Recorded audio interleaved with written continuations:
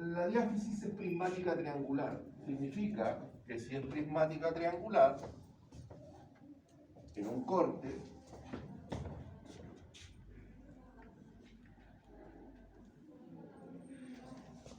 voy a ver que esta estructura es así.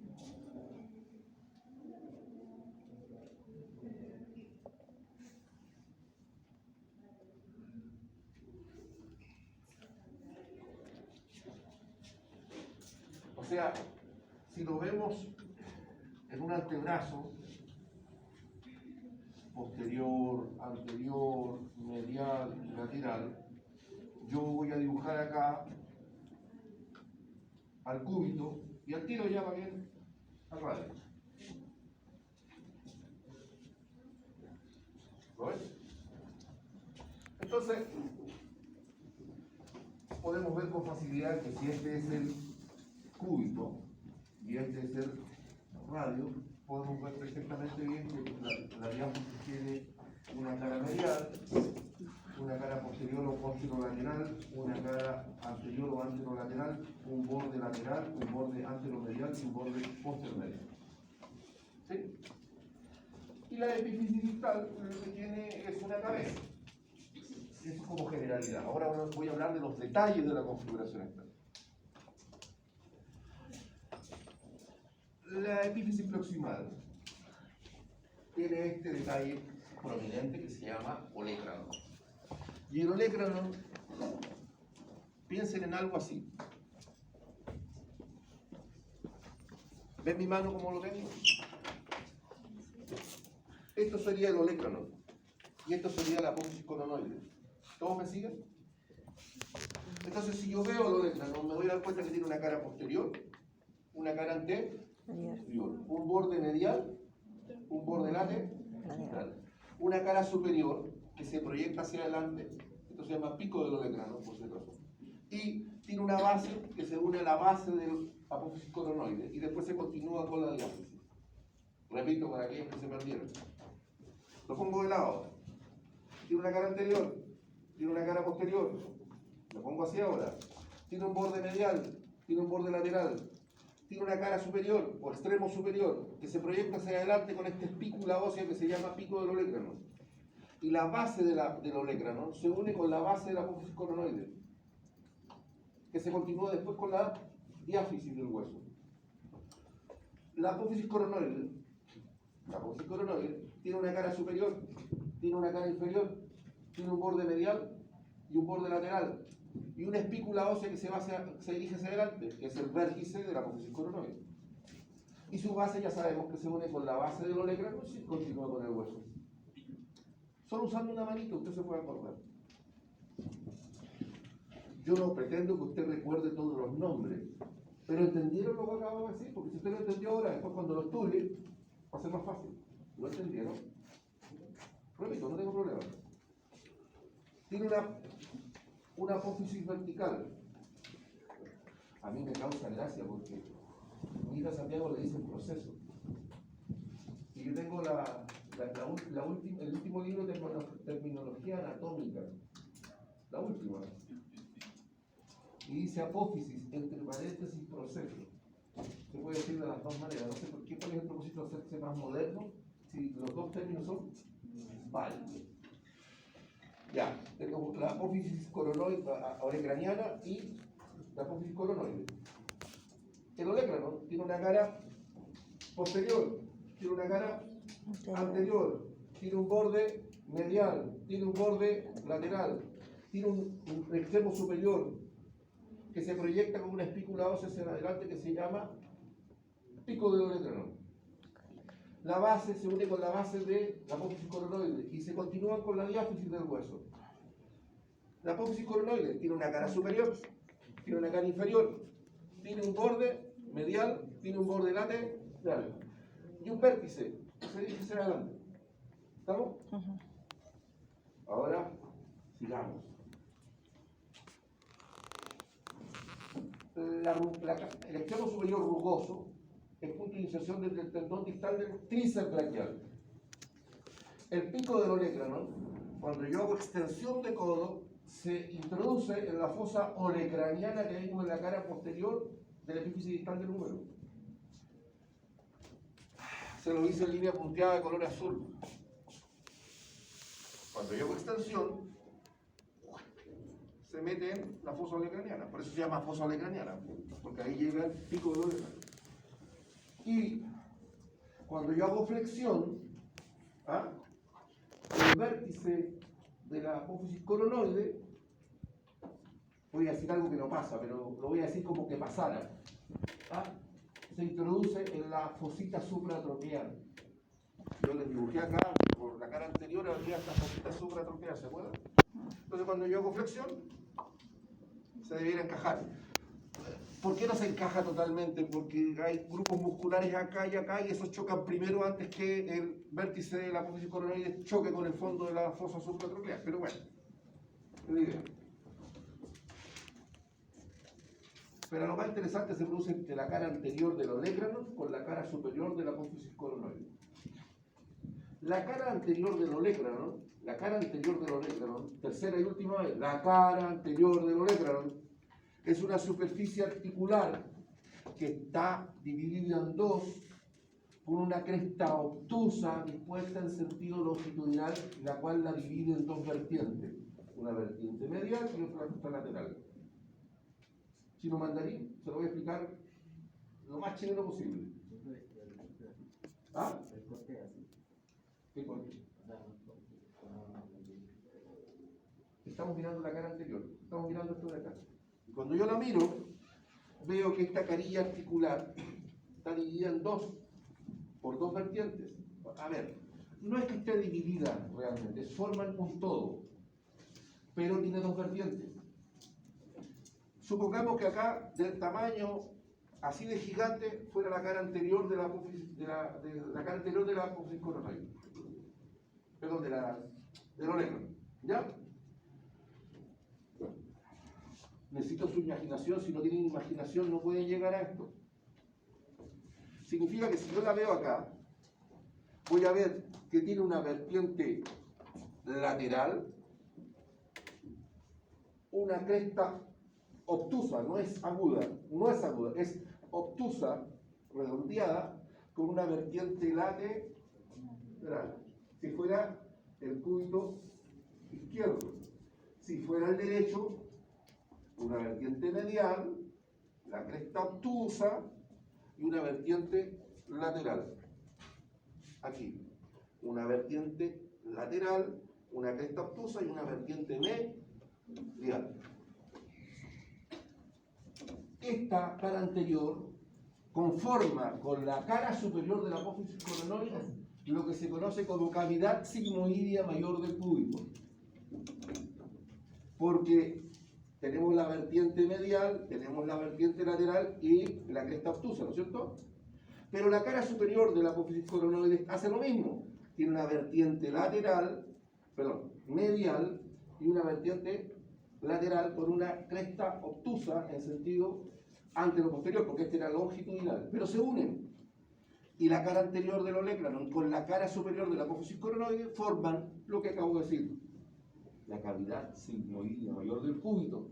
¿Y para qué está esta? Para recepcionar a la tróquea de la paleta humeral de epífisis distal del húmero. Se llama cavidad sigmoidea mayor del cúbito. Hay un detalle. La apófisis coronoide, en su borde lateral, tiene una pequeña carilla.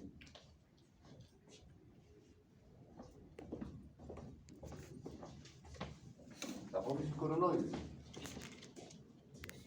Acá, en la cavidad sigmoidea mayor, en la parte de lo que es el olecranon, ahí está la vertiente de un lado y aquí está la vertiente del otro.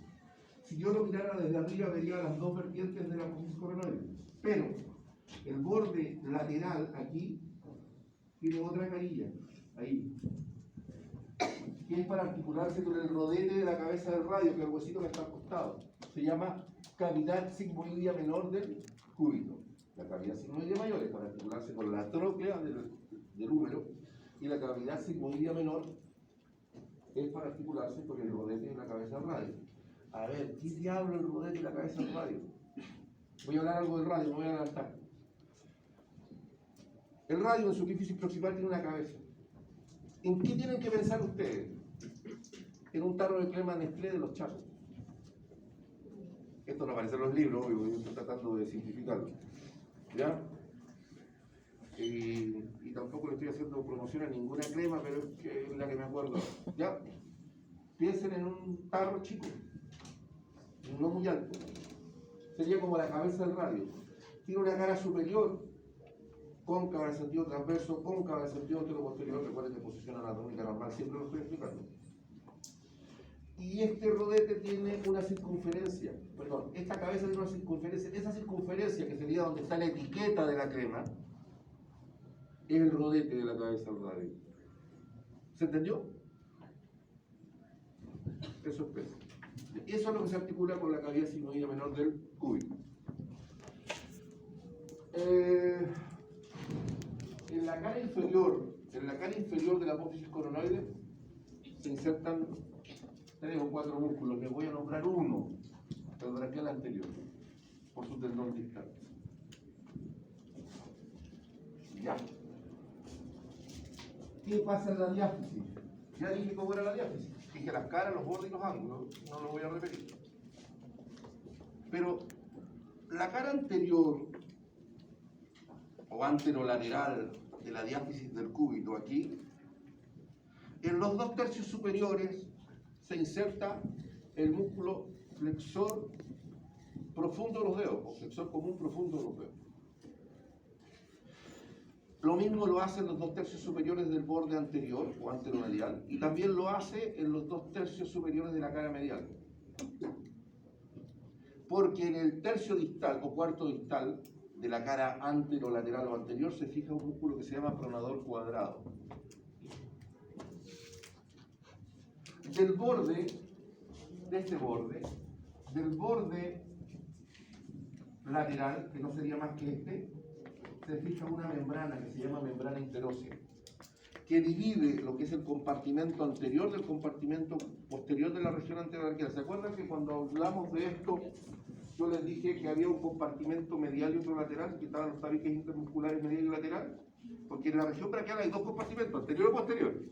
Pero en el antebrazo hay 3 compartimentos, uno anterior, posterior y otro lateral, que todavía no lo hemos visto. Hay 3 compartimentos. Bien. La cara posterior de la diáfisis del cúbito está dividida en 2 por una cresta longitudinal. En la mitad medial se fija el extensor cubital del carpo, que es un músculo, y en la mitad lateral se fijan 4 músculos, que son el abductor largo del pulgar, el extensor corto del pulgar, el extensor largo del pulgar, y si la memoria no me falla, el extensor del dedo,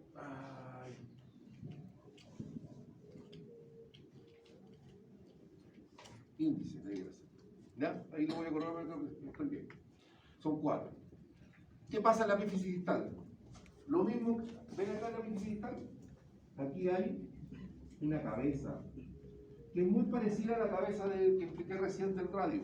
Es la cabeza del cúbito y está en la epífisis distal, que tiene una cabeza, que tiene una cara distal, tiene un rodete y la cara superior que nos realza continúa con la diáfisis. Este rodete que está aquí,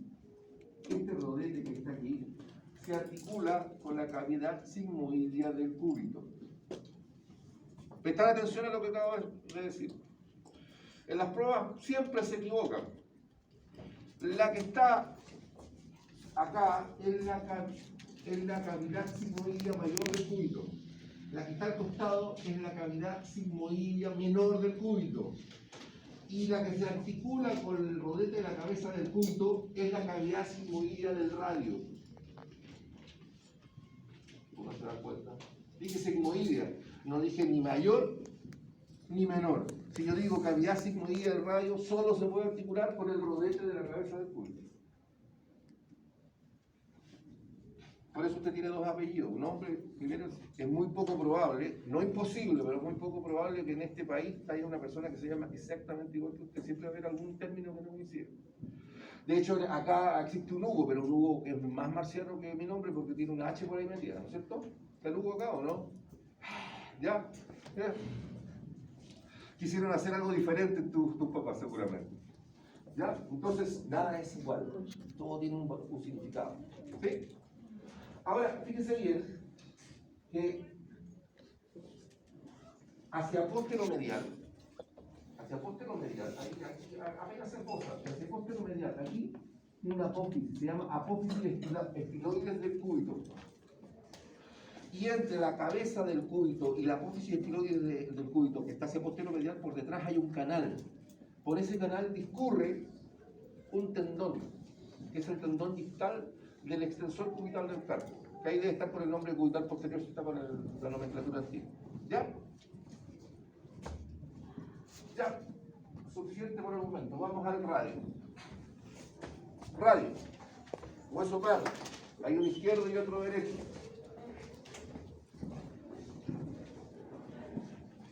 Se encuentra ubicado en la mitad lateral de la región antebraquial.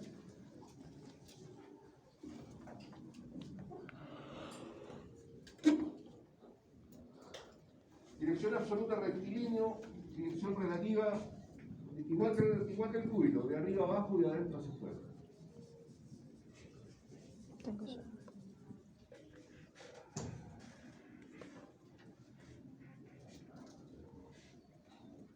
Y como todo hueso largo, en la generalidad de su configuración externa, yo tendría que decir que tiene una epífisis proximal, una diáfisis y una epífisis distal. Las metáfisis existieron mientras yo soy adolescente o pequeño. Recuerden que los cartílagos de crecimiento están mientras somos pequeños. ¿Cuántos cartílagos de crecimiento me quedarán a mí? 0. Y a usted depende. Algunos poquitos, porque después de cierta edad ya no hay ninguno. ¿Ya? Pasados los 20 ya están fritos, ya son viejos. No como yo, pero no hay tantos fritos.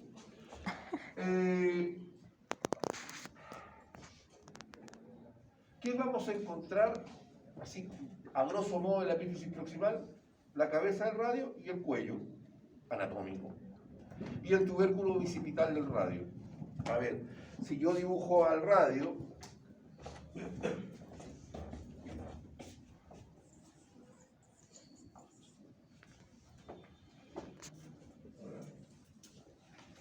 me voy a esmerar acá, un poquito.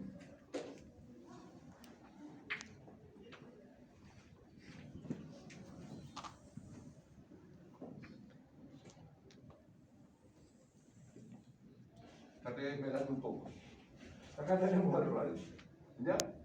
Entonces lo que yo voy a encontrar primero es la cabeza, el cuello y el tubérculo bicipital del radio. Después vamos a encontrar aquí la diáfisis, que es prismática triangular, ¿se acuerdan? Y ya lo vimos acá. La prismática triangular significa que tiene una cara lateral, una cara posterior o posteromedial, una cara anterior o anteromedial, un borde anterolateral, posterolateral y medial. Está resuelto el problema. Y en la epífisis distal, que es más grandona, vamos a ver que tiene 5 caras. Una anterior, una posterior, una medial, lateral y distal. A ver, si se perdió, piensen en un dado. El 1 está arriba y abajo está el 6. ¿Todos me siguen? Ya, no sé hacia dónde van todos los otros números, pero tienen la idea. ¿Por qué 5 caras? Porque donde está el 1, que mira hacia arriba, en realidad no es real, se continúa con la diáfisis, hacia aproximar. Entonces tiene 5 caras, porque un dado tiene 6, ¿no es cierto? Y una, si créanme, tiene 6. Se lo garantizo, y le puedo decir los bordes y los ángulos, pero no quiero pensar ahora.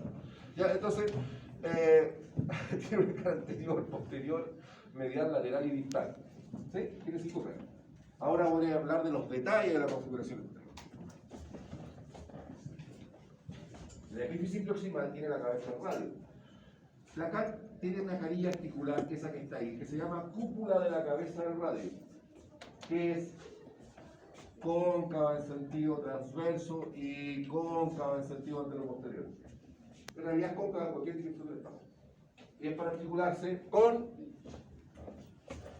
el cóndilo de la epífisis distal del radio. Después tenemos esto que está acá, que es el rodete de la cabeza del radio. El rodete de la cabeza del radio. Ese que está ahí. El rodete, donde estaba la etiqueta de la crema Nestlé, ¿se acuerdan? Ya, el rodete de la cabeza del radio. Es para articularse ¿con quién? Con la cavidad sigmoidea menor del cúbito. ¿Sí? Hay un detalle que no dije y me disculpo, voy a retroceder un pelito. Del borde,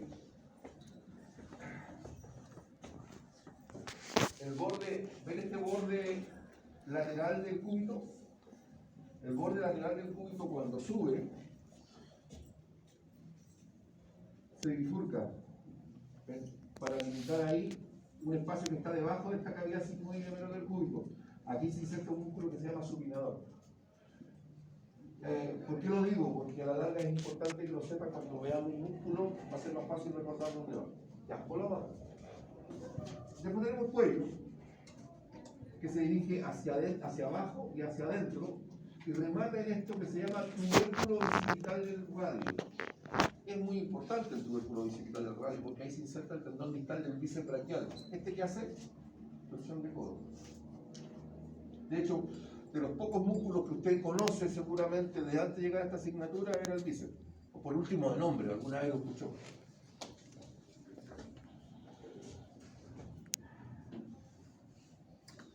Aquí también se fija de alguna manera o rodea el cuello el músculo supinador. Pero después vamos a ver que tiene una porción profunda y una superficial. La próxima semana. Diáfisis, prismática triangular.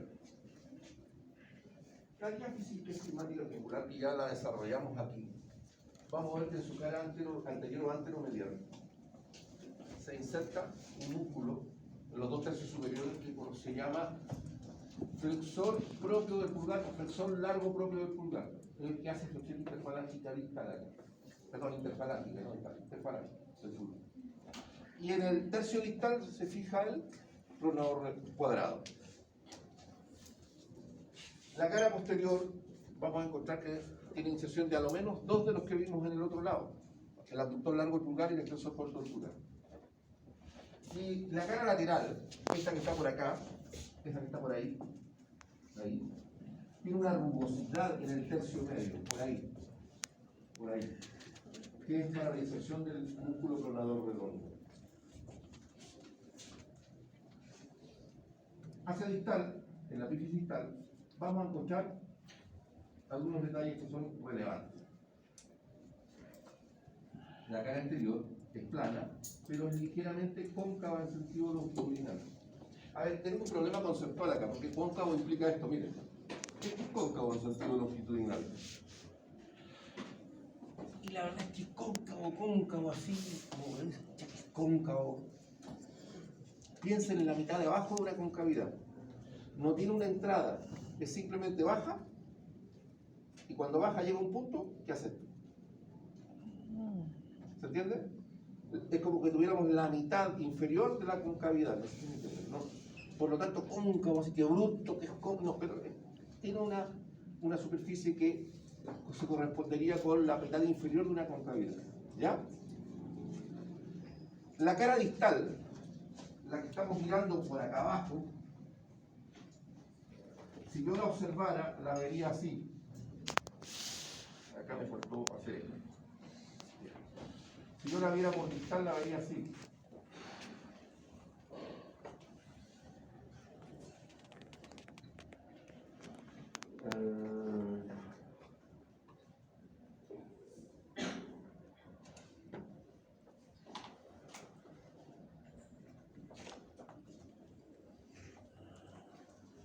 Ya, está haciendo el propio acá. Esto parece medio marciano, ¿no es cierto? Entonces, acá tendríamos anterior, posterior, medial y lateral. y esto es distal, lo estoy mirando de abajo hacia arriba, y voy a ver una carilla articular. Esta carilla articular está dividida ahí por una pequeña cresta obtusa en sentido anteroposterior, que tiene una vertiente medial y tiene una vertiente lateral. La vertiente medial es para articularse con la cara superior articular del semilunar, que es un hueso del carpo. Y la vertiente lateral, esta que está acá, por lo tanto no semilunar, se articula con el semilunar y este se articula con el escafoide escarpiano. ¿Sí? La cara medial, acá tiene una carilla. Esa carilla se llama carilla articular, se llama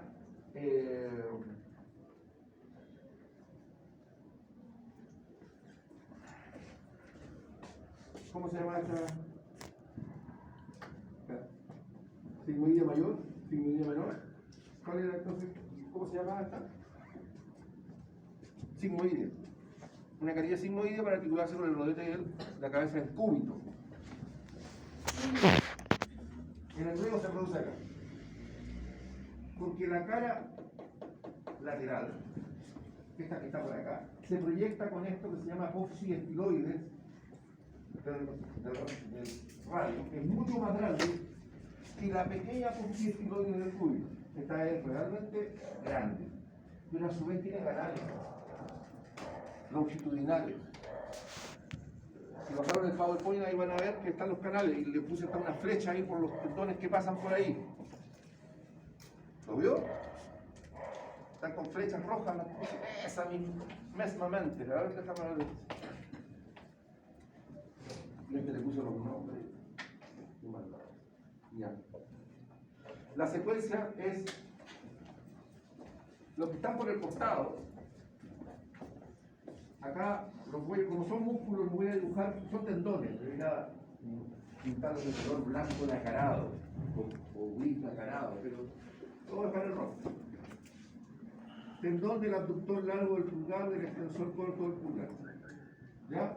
Algunos dicen que el otro canal está por lateral, otros dicen que está por posterior, que corresponde al primer y segundo radial externo o extensor radial largo del carpo, extensor radial corto del carpo. ¿Ya? Y después está acá otro, de la cara posterior, ¿ya? Que es el extensor común de los dedos, ¿ya? El extensor propio del dedo, faltó otro. El extensor corto, el extensor largo del pulgar, el extensor común de los dedos y el extensor propio del dedo índice y meñique que pasan por ahí, ¿ya? Todos estos tienen que sabérselo a pie de juntilla esta típica pregunta de práctico de laboratorio de anatomía. ¿Ya? Entonces yo le marco un canal, ahí lo vamos a ver en el laboratorio, así qué tendón pasa por qué canal. Se acabó el radio. ¿Qué hora es? Ay, me queda tiempo, qué maravilla, ya. Huesos del carpo. Los huesos del carpo son 8. Son 8 huesos que se distribuyen en 2 filas, dispuestos horizontalmente. Los de la primera fila, de lateral a medial, son escafoide semilunar piramidal pisiforme. Los de la segunda fila son trapecio, trapezoide, hueso grande y ganchón. Repito, los de la primera fila son escafoide semilunar piramidal pisiforme. Los de la segunda fila son trapecio, trapezoide, hueso grande y ganchón.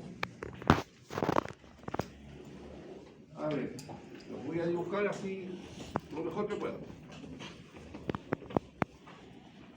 Ya.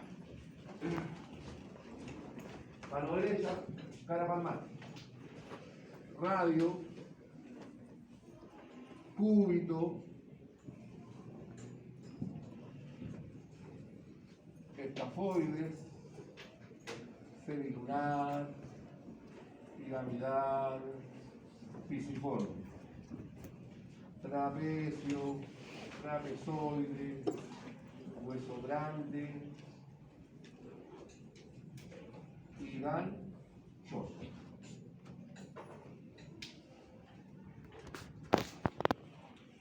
Primero, segundo,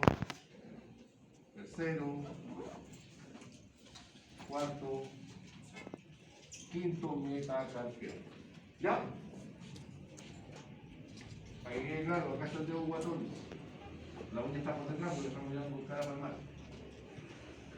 Entonces, dijimos, escafoide, semilunar, piramidal, pisiforme, trapecio, trapezoide, hueso grande, trigal, chozo.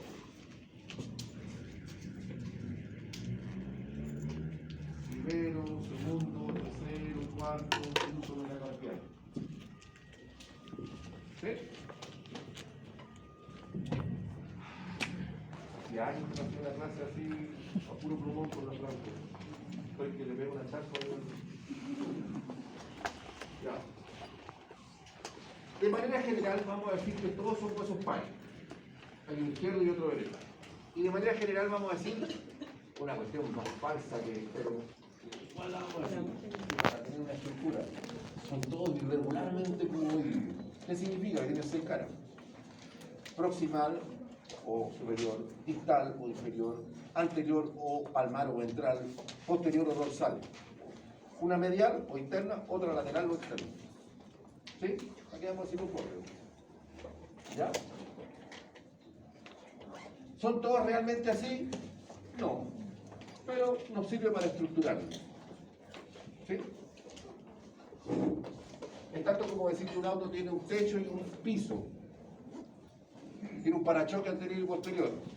Pero no es lo mismo el techo de un Volkswagen que es redondito a una carroza fúnebre que es plana. No sé si me entiendes. Pero tenemos la idea general.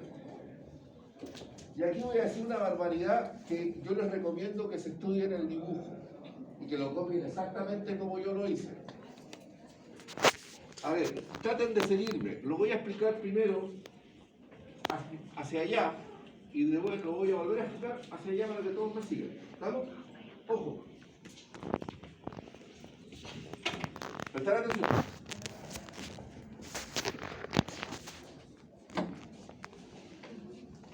Los huesos de la primera fila del casco, ¿ya? Con la cara superior se articulan con algún hueso de la región anterior del casco. La cara superior del escafoide se articula con la mitad lateral de la carilla articular presente en la epífisis distal del radio. La cara superior del semilunar se articula con la vertiente medial de la carilla articular presente, ¿ya?, en la epífisis distal del radio. Y el semilunar hace una pequeña trampa, porque la verdad es que el semilunar no se articula con el cúbito, porque acá existe un ligamento que se llama ligamento triangular, que lo vamos a ver en artrología después. Por eso que la articulación de la muñeca no se llama radio cúbito carpiana, se llama radio carpiana, porque el semilunar en realidad se articula con la cara inferior del ligamento triangular y un pichintún aquí por el radio, pero a ese, ¿no es cierto? La cara ventral o palmar del escafoide y el semilunar es libre, no se articula con nada. La cara dorsal también es libre, no se articula con nada. Pero miren qué pasa acá, el pisiforme por su cara anterior se articula con el pisiforme, porque este es como tener un garbanzo metido ahí. Es como un garbanzo pegado en la cara anterior del piramidal. ¿Sí? La cara lateral del escafoide es libre, no se articula con nada. La cara medial del piramidal es libre, no se articula con nada. La cara distal del escafoides, parte de él se articula con la cara superior del trapecio y la cara superior del trapezoide, como a su vez un pichintún con la mitad lateral de la cara superior del hueso grande. La cara inferior del semilunar con la cara superior del hueso grande y un pichintún aquí con el hueso ganchoso. Y la cara inferior del piramidal se articula con el hueso ganchoso.